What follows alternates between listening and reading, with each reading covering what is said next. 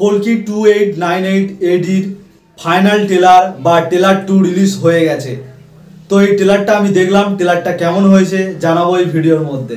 এতদিন ধরে কল্কি মুভির এক একটা ক্যারেক্টারকে ইন্ট্রোডিউস করলো, যেমন ভৈরবের ক্যারেক্টারটা, অশ্বত্থামার ক্যারেক্টারটা এবং কামাল হাসানের ক্যারেক্টারটা। তারপর ট্রেলার লঞ্চ হলো এবং তারপরে আরেকটি ট্রেলার লঞ্চ হলো, মানে এটা কল্কির ফাইনাল ট্রেলার বা ট্রেলার 2।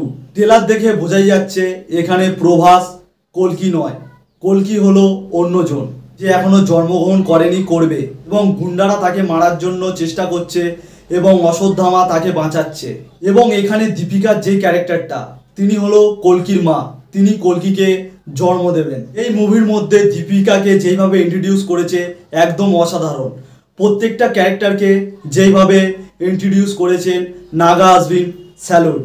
এবং ট্রেলারের মধ্যে দেখব ভৈরব এবং অশ্বত্থামা অ্যাকশন করছে এবং একটা কিক করবে, কিক মারার পরে অশ্বত্থামা পেছনে চলে যাবে এবং মহাভারতের সিনটা ওখানে দেখানো হবে। সত্যি ট্রেলার দেখে মুভিটা সম্পর্কে তেমন কিছু বোঝা যাচ্ছে না, দেখতে হলে পুরো মুভিটাই দেখতে হবে।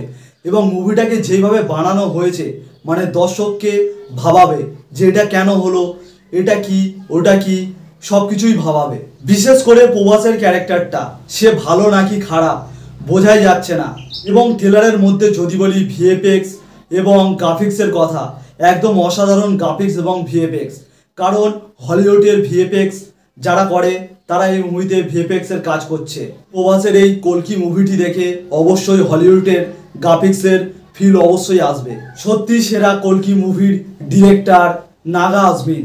সত্যি প্রত্যেকটা ক্যারেক্টারকে এইভাবে সাজানো, এইভাবে একটি মুভির কথা ভাবা সত্যি অসাধারণ। স্যালুট নাগা আজবিন। ট্রেলারের মধ্যে মুভির এতগুলো সিন দেখিয়েছে, তাও মুভিটা বোঝা অসম্ভব ব্যাপার। মুভিটা যতক্ষণ না দেখছি মুভিটা কিছুই বোঝা যাচ্ছে না। এবং রিলিজ হচ্ছে 27শে জুন। এই কল্কি মুভিটির জন্য আমি অবশ্যই অপেক্ষা করছি। আজকের ভিডিওটা এখানেই শেষ করলাম।